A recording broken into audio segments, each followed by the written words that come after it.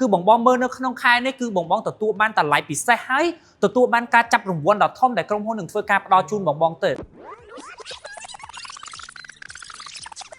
ជំរាបសួរអតិថិជន Densa ទាំងអស់គ្នាខ្ញុំតារារតថ្ងៃនេះដែរខ្ញុំមានអ្វីពិសេសចង់បង្ហាញទៅកាន់អតិថិជនទាំងអស់គ្នាដែលគាត់កំពុងតែមើលនៅក្នុងវីដេអូហ្នឹង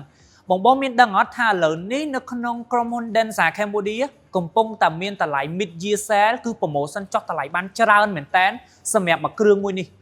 ហើយមិនត្រឹមតែប៉ុណ្្នឹងទេបងបងគួបផ្សំជាមួយនឹងឥឡូវនៅក្នុងខែ6នេះដែរគឺយើងកំពុងតែមាន event 5+1